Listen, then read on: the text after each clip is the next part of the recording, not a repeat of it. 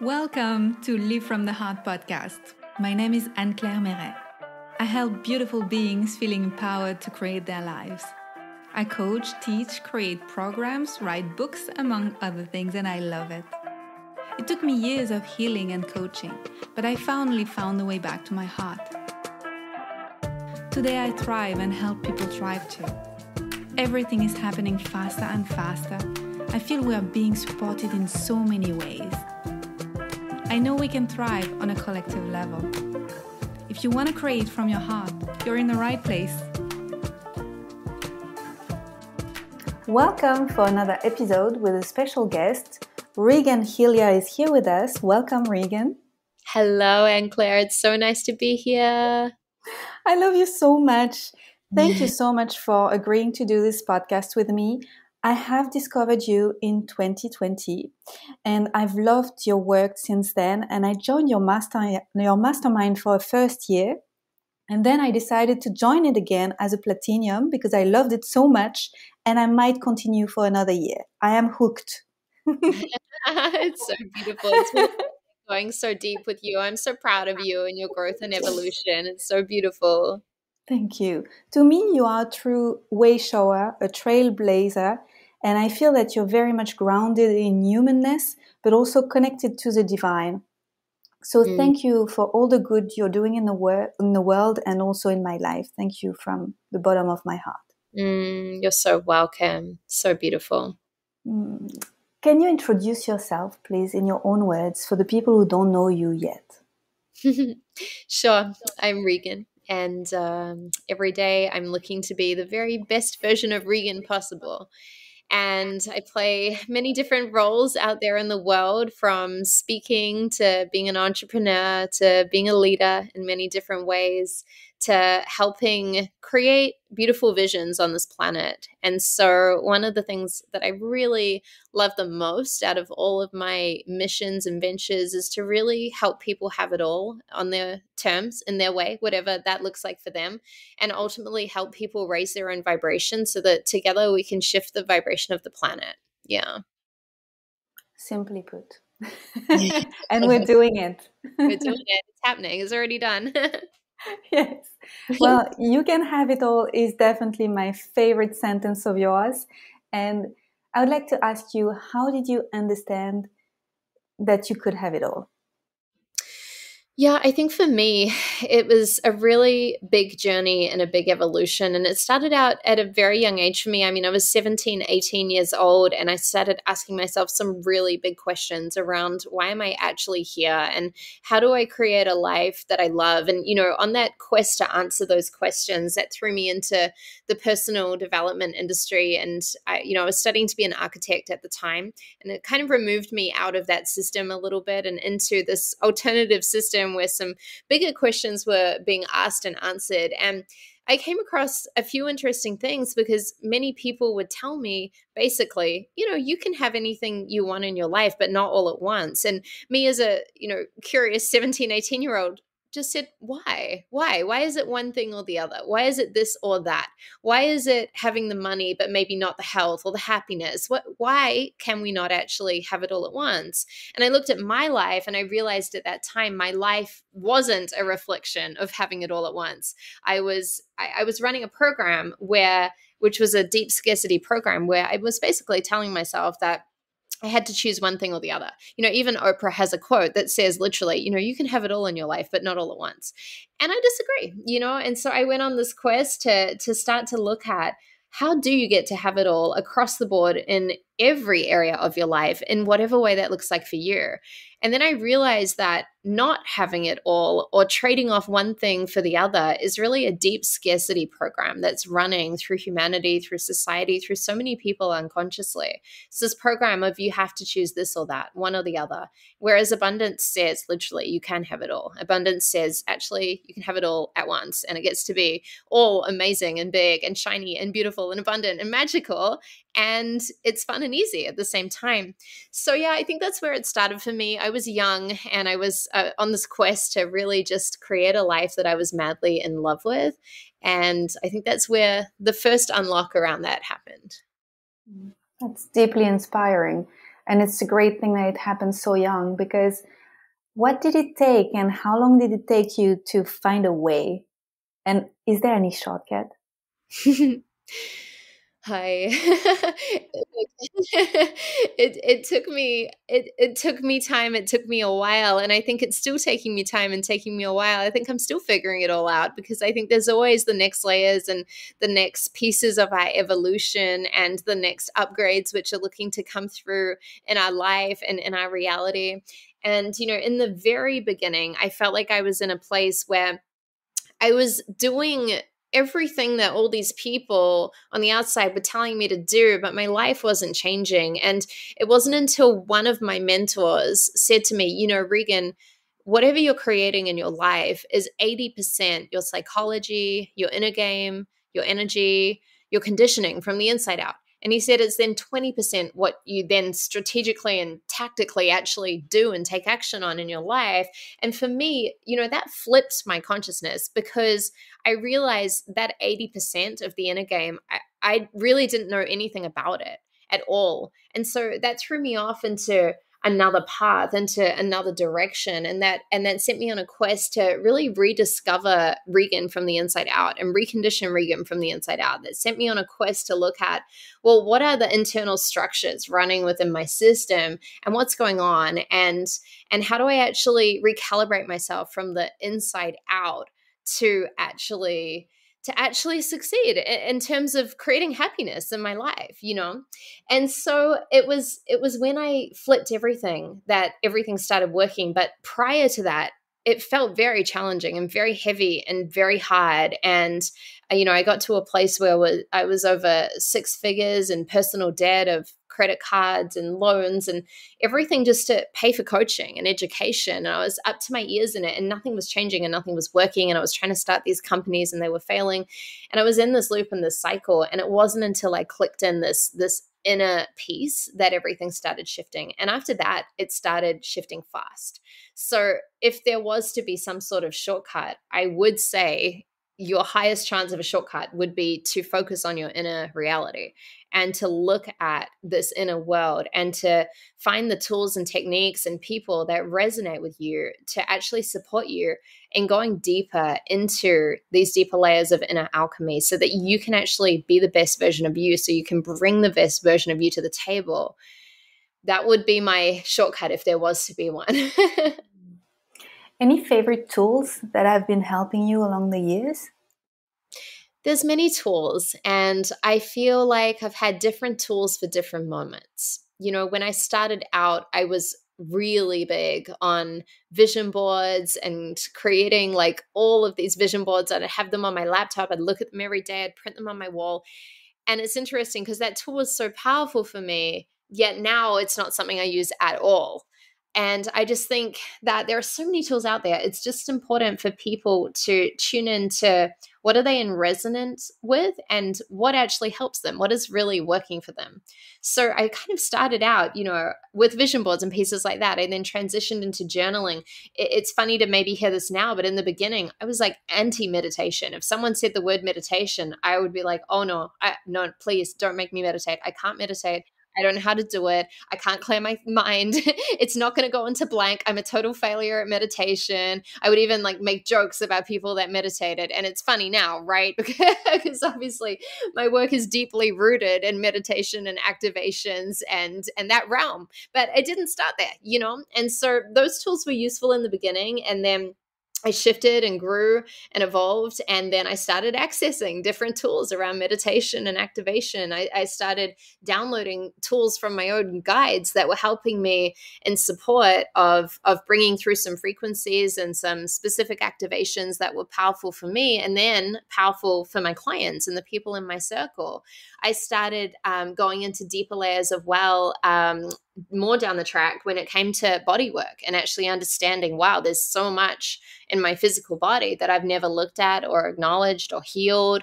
I started going more into that layer. And then, of course, I then transitioned into journeying with different plant medicines and working with sacred plants in a very specific and ancient and ceremonial way, done the right way with the right people on the right grids in a very specific and precise way. And again, that's been a huge tool that unlocked so much within my own consciousness, but it wasn't there in the beginning. So I think I've grown and shifted and evolved through different tools. And I just always ask myself, is this useful? Is this in the highest? Is this helping me get results?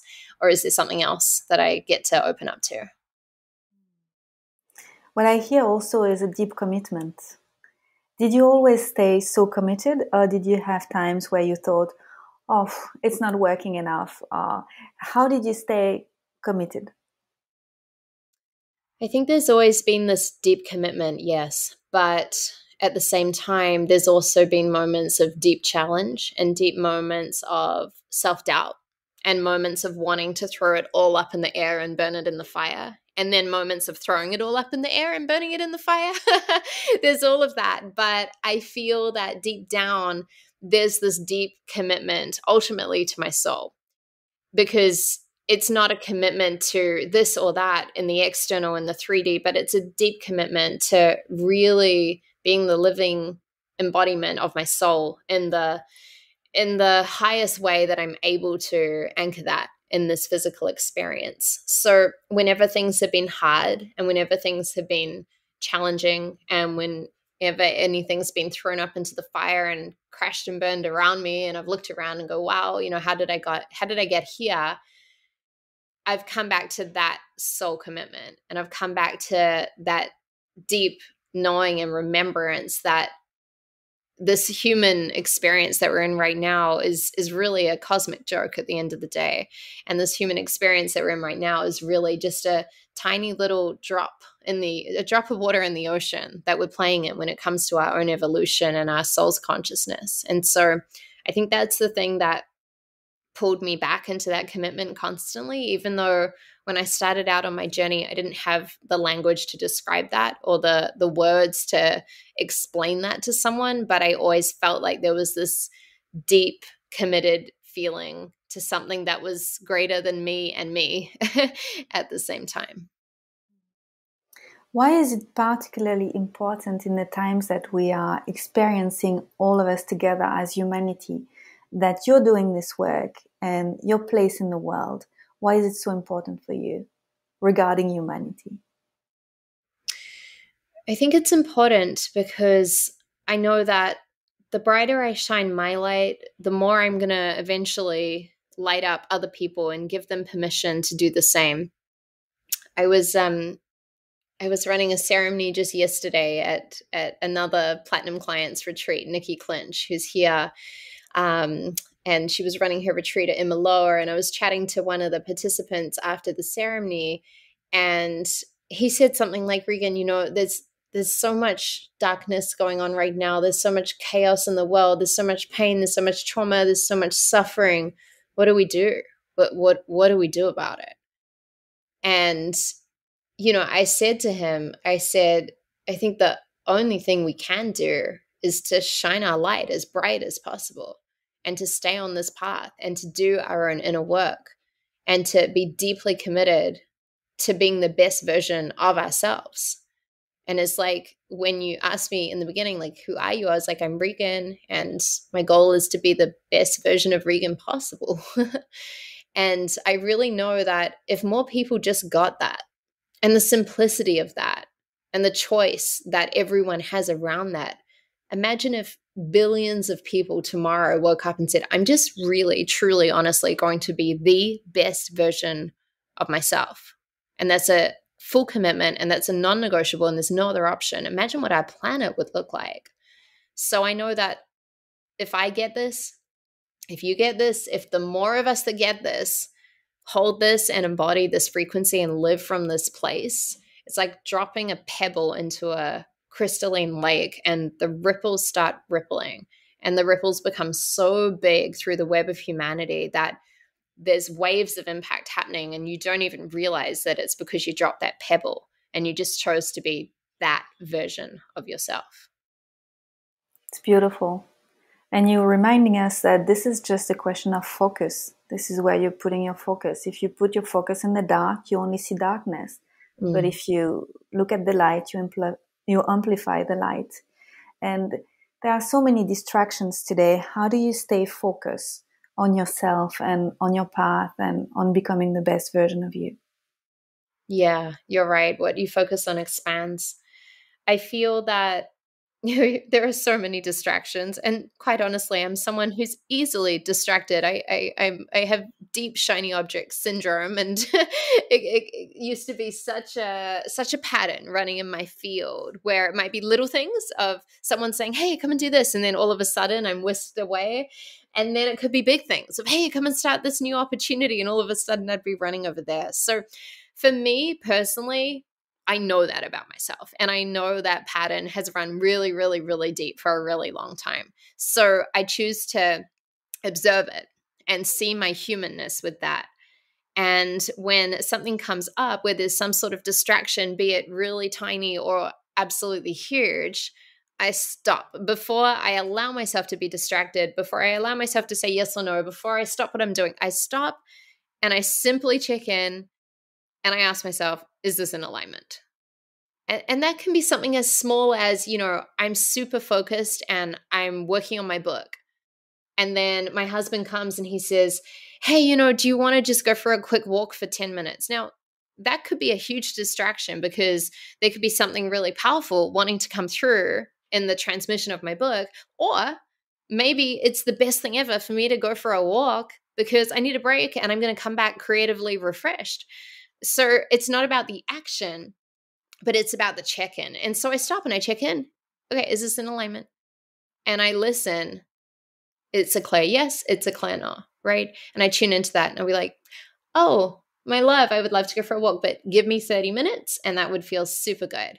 And then I continue writing my book or I go for the walk, whatever it is. But I always check in, big or small. I've learned to train myself to not fall into that pattern. Mm-hmm. So you know how to listen inside. Yeah. Yeah. The more you know how to listen inside, I guess the less you listen to the outside messages. Absolutely. And I think that's a training, that's a soul gym. And for anyone listening, that's also not a gift where it's like, "Oh, she has the gift of listening and I don't." No. Everyone has the capacity to tune in and listen to your soul, listen to your guides, listen to your higher self, and even listen to God or the universal great spirit speaking through you right now. We all have that connection point. The thing is, are you doing the work to clear your channel and to clear your system in order to have direct access? It's almost like in your channel, imagine it was a river full of crystalline, beautiful spring water. And then all of a sudden there's all these rocks and there's all these logs and then there's all these branches. Well, the information looking to flow down the river into your channel and into your consciousness can't quite make it to you. It's getting stuck because it's clogged. So we have to go in. We need to clear the channel. We need to get into a place where it's crystalline and it's pure. And if there are blocks and limitations within ourselves, we go in and clear that in order to allow a clean and clear pathway for the information to flow. And the more that you do this work and the more that you're on this path, the more that you'll train yourself to listen to your guidance, to be connected with your intuition, to be really connected with your own soul, so that when you check in and you can listen to the guidance, you can trust it, and you can act upon it in a very clear and grounded way. Takes practice, and this is, again, commitment.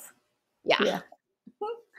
Yeah. When you say you can have it all, do you have sometimes people who say, "Yeah, she says that it's easy because she has it all now"? But is there people who think the grass is greener on your land?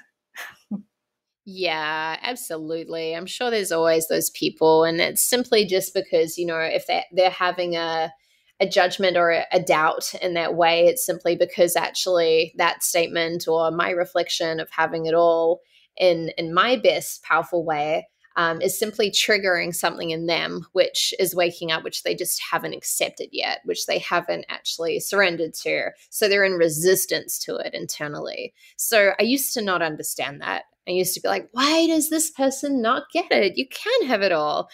Until I understood oh, this person doesn't get it because there's parts of themselves within them that are in conflict that actually they do want it all, but they're running a story saying it's not possible. So when they see an example that it is possible, they throw out resistance to it. I just didn't understand that in the beginning. Well, it's actually a source of inspiration. Uh, it can come from jealousy, or it can come from envy, or from admiration. But anyway, this is inspiration. It is. Yeah. It is like one of my mentors, Lisa Nichols, says, like, hey, if someone doesn't like how bright your light is, you got to tell them to put some shades on. It's enough. Put your sunglasses on. I love that. Yeah.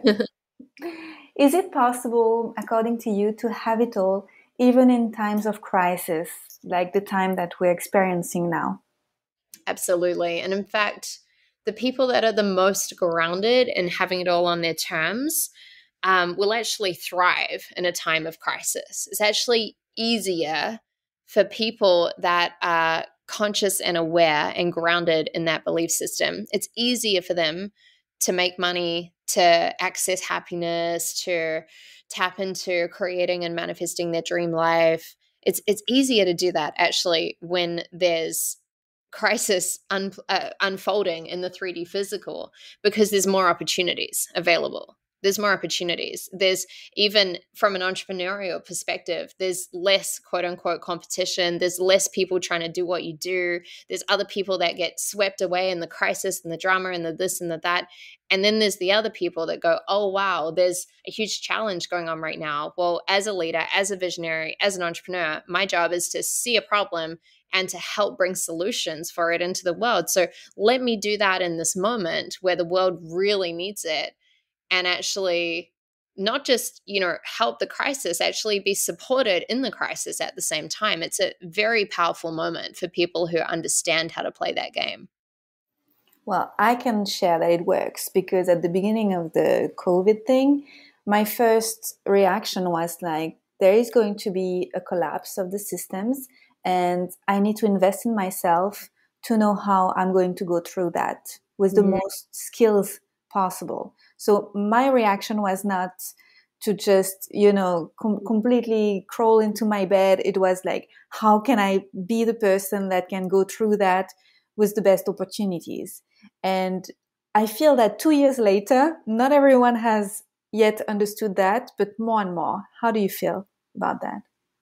Yeah, I feel that some people are getting it and some people still don't get it. And I feel like you've completely flipped your reality in the last 2 years, from Yeah, everything, yeah, from your life, your lifestyle, where you're living, the upgrades in your relationship, the money your business is now generating, the amount of people you're helping. Like, I've just seen you rise and soar. And through this quote unquote most crazy time on the planet that most people have lived through, I think you're a shining example of how to do exactly that. When there's someone else out there going, oh my God, this is going to be the worst ever. And then they play into that vibration and they get stuck there. yeah, totally. And I feel that building a beautiful, supportive environment has been very helpful, and you've been helping me with that. How big is the environment for you? The people around you, the place that you live. How big of a part is it in you being able to have it all, anytime? It's so important. It's really, really, really important. I believe that environment can be your greatest asset or your biggest weapon. And you've got to be really, really conscious and intentional with it, because, like it or not, when we're around people, we're absorbing their codes, their vibrations, and their frequencies. And I don't just mean in person. We're actually connected to people energetically. We're connected to people through technology. When we open up our social media news feed and we see someone's post, we're connecting into their field and we're receiving pieces of information. And so obviously if you're around people that are not supportive of your dreams and your visions and the next layers of your own frequencies that you're looking to anchor through, it can be really hard to grow and evolve and ultimately create your dream reality. But on the flip side, if you're surrounding yourself with super powerful, amazing people that are in full celebration of you and your light and what you're here to do on the planet, then you're just going to spiral up really, really, really fast. And so for me, it's super important. It's something I'm so intentional with. It's something I check in on a lot. It's something for me that, yeah, it's so precious, it's so important, and it's so sacred. Even with what we're creating here at the Nest in Costa Rica and building this community and this amazing sacred space on this sacred land for people to live and build their homes and raise their families, like it's so important who's here and who really gets it and who's in the right vibration and the right frequency. Because even the person with the most unstable frequency within that community will be the frequency of the community. And I'm very aware of that. It's not about the most high vibe person you put in there. It's about the person that brings the lowest vibration. That'll be the baseline of the community. And then everything will be upwards from there. So that's why we're so intentional and we're so precise and we're so clear. And this actually has very little to do with where someone is at, socially, or their social status or their money or anything like that. That's all 3D stuff. Like for us, this is a frequency and vibrational conversation because we know how important environment is. Beautiful. Do you have any advice for someone who is just starting, understanding all of that, and doesn't know where to start so that he or she can have it all? Do you mean with environment specifically? Anything. Anything. Well, I think starting to have it all in your life firstly comes down to defining what it is that you desire. So many of us are conditioned not to dream. I know at school I was always told to snap out of it and stop daydreaming and, come out of that dream realm. We need to go back into that dream realm. And that can take some time. I remember when I first started asking myself, what do I really want in my life? I was just drawing a blank. I didn't know. I didn't have this big grand vision of this or that. No, I was like, I am not sure. I don't know. So then when I realized I didn't know and I wasn't sure, I just spent more time leaning into it. And I kept asking myself and I kept sitting with it and I kept journaling and I kept dreaming and I kept going into these places where I would give myself permission to feel into things. Well, what if I created a life like this? What would that feel like? Okay, that feels good. What if it was like that? Oh, no, that's not really what I want. Okay, what about this? Oh, yeah, that feels amazing. And I would just explore it and play with it. So I would firstly define that. That's the first step, right? And then the second piece is I would look at what is blocking you, stopping you, or slowing you down from embodying that vision now and getting clear on the blocks and the limitations and the pieces within you that get to be brought to the surface and alchemized in order for you to become this clearer channel like we talked about. And then I would be taking aligned action in your life, but from a place where it aligns to your vision. With whatever you're doing in your life, in your business, ask yourself, is this taking me closer to my vision or away from my vision? If it's away from your vision, stop doing it. And if it's bringing you closer, then keep going and do more of it. And so that way, if you're taking aligned action, 3 steps of aligned action each day is way more powerful than doing 50,000 things that are misaligned. So those would be my starting points for someone starting out. Awesome. Thank you. Do you have anything else that you would like to add? I love you and I'm proud of you. That's it. Thank you so much. Me too. And if the people want to know more about your work, what do you recommend them? How can they get in touch with your team and get to know about your programs, and including the beautiful mastermind that I'm part of? Yeah, sure. They can reach out on social media. It's Regan Hillyer on Facebook, Instagram, all the platforms, Telegram, and send me a message and let me know that you came from this recording. And yeah, you can reach out as well on reganhillyer.com if you want to dive deeper in there. But best way is social media. Send me a DM and I will pick it up and chat to you.